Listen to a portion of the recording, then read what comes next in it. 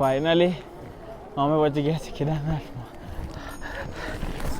આપણે પહોંચી ગયા છે આપણી ડ્રીમ ડેસ્ટિનેશન પર, કેદારનાથ. કેમ છો? Good morning, welcome to our new blog. હમણાં વાગ્યા છે 4:30 અને અમારો નાસ્તો ચાલુ થઈ ગયો છે. હજુ ગ્રુપના બીજા મેમ્બર બાકી છે, બધા આવશે પછી નાસ્તો કરશે અને સાથે નીકળી જાય ગૌરીકુંડ જોવા માટે. આપણી સવારે નીકળી ચાલી છે હમણાં સોનપ્રયાગ જોવા માટે. ત્યાં આપણું રજિસ્ટ્રેશન ચેક થશે અને પછી જશું સીધા ગૌરીકુંડ અને ત્યાંથી ચાલુ થશે ટ્રેકિંગ. હર હર મહાદેવ.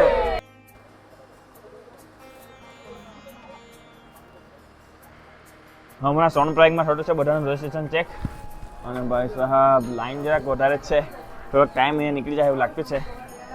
ચાલો ભાઈ ફટાફટ અહીંયાથી જીપ પકડીએ અને પછી સીધા જાય ગૌરીકુંડ. હમણાં સોનપ્રયાગથી દબાઈને બેસી ગયા છે જીપમાં, જોઈ શકો છો. હવે સીધા ગૌરીકુંડ જાય અને પછી ત્યાંથી પવિત્ર થાય ને ચાલુ કરીએ આપણા પગપાળા ટ્રેકિંગ. હમણાં આપણે સોનપ્રયાગ પહોંચી ગયા છે અને આ છે કંઈ અહીંયાનો નજારો અને આ જોઈ શકો છો નદી કેટલી મસ્ત છે. અહીંયા મસ્ત ઠંડુ ઠંડુ પાણી હશે. થોડાક આવતા છે, આપણી બીજી જીપ આવતી છે તેમાં બીજા માણસ છે, એ લોકો આવે અને પછી આપણે સીધા નીકળી જાય ગૌરીકુંડ જોવા માટે. ત્યાંથી ફ્રેશ થાય થોડું અને ચાલુ કરીએ આપણી ટ્રેકિંગ. મસ્ત મસ્ત નજારા જોતા જોતા આપણે આવી ગયા છે ગૌરીકુંડમાં. હજુ ત્યાંથી આપણું ટ્રેકિંગ સ્ટાર્ટ થવાનું છે.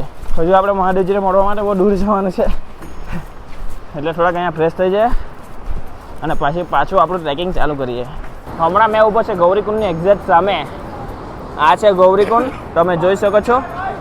અહીંયા આવે છે ભાઈ ગરમ પાણી. તમે વિચારી શકો છો આખો એરિયા ઠંડો છે અને આ જ એક જગ્યા પર આવે છે ગરમ પાણી. તે હિસાબે તમે વિચારી શકો છો મહાદેવની કૃપા કેવી છે અહીંયા.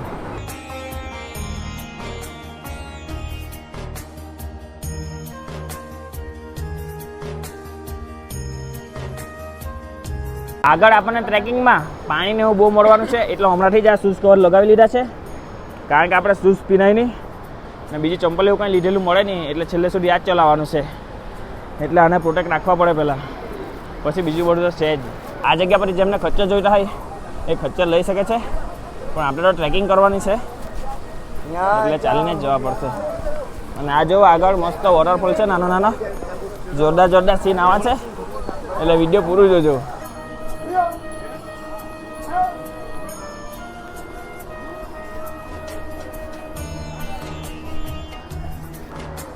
હમણાં શૂઝને પાણીથી બચાવવા માટે શૂઝ કવર તો લીધા, પણ ભાઈ સાહેબ શૂઝ કવર જ ફાટી ગયા. વગર કામના 100 રૂપિયા ગયા એવું લાગે. હજુ તો અડધું બી નથી ચડ્યા અને ભાઈ સાહેબ રેન કવર ફાટી પણ ગયા. હજુ તો બહુ દૂર જવાનું છે આપણે.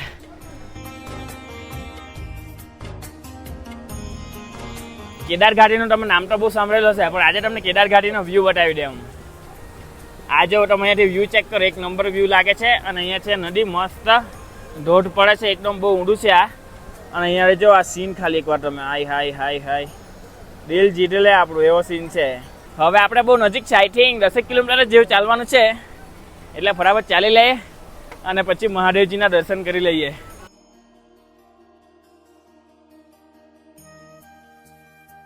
અત્યારે અમે બધું ચડીને તો આવ્યા, એમાં જ અમને બહુ હાથ જેવું લાગી ગયું ચડવાનું જ. પણ હમણાં તમને બતાવું કે ભાઈ મેન શું છે. આ જો ભાઈ અહીંયાથી એમ જવાનું ભાઈ, પાછું અહીંયાથી એમ કરીને ભાઈ સાહેબ બહુ ખરાબ ચડવાનું છે. પાછું પેટી પડી જાય, પણ મહાદેવનું નામ લેવાનું અને ચડતું જવાનું. હર હર મહાદેવ. ચાલીને થાકી ગયા, પણ મહાદેવજીનું ધામ નથી આવતું. હાય થોડાક કાંઈ નાસ્તો બાસ્તો કરીએ. આ લોકોએ ચાલુ કરી નાખ્યો છે. અમારો નાસ્તો આવે ડ્રાયફ્રૂટ કે ગોળે ચણા છે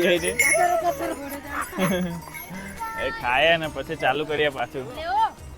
આવી જાઓ, આ બીજા મેમ્બર આવી ગયા છે આપણા, એ લોકો બી ખાય ને પછી સાથે ખાઈને નીકળી જાય આપણે.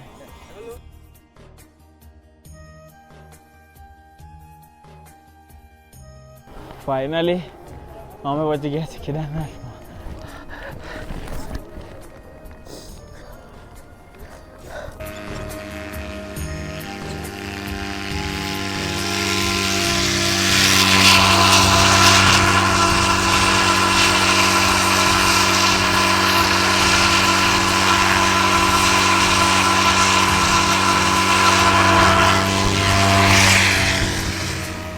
મંદિરની આજુબાજુ આવી ગયા છે આપણે.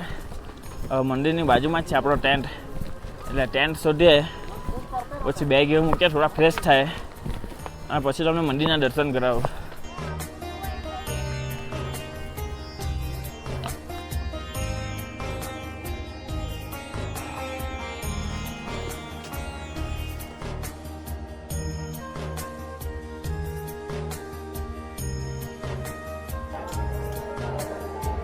ફાઇનલી બહુ બધી મુશ્કેલીઓનો સામનો કરી આપણે પહોંચી ગયા છે આપણી ડ્રીમ ડેસ્ટિનેશન પર, કેદારનાથ. જય શ્રી કેદાર. હમણાં તમને મારી પાછળ દેખાય છે મંદિરની આજુબાજુનો નજારો, જે તમે જોઈ શકો છો. અને જે પણ મારો વિડીયો જોયો છે એ વિડીયોના કમેન્ટ બોક્સમાં હર હર મહાદેવ જરૂરથી લખી દેજો. હમણાં તમે વિડીયો જોયો તેમાં તમને મંદિરની પાછળ બરફ નહીં દેખાડો હતો, પણ હમણાં આવી ગયો છે. જો સીન કેટલો મસ્ત લાગે. હમણાં થઈ ગયો છે આરતીનો ટાઈમ, એટલે આરતી થાય એટલે તમને બતાવું.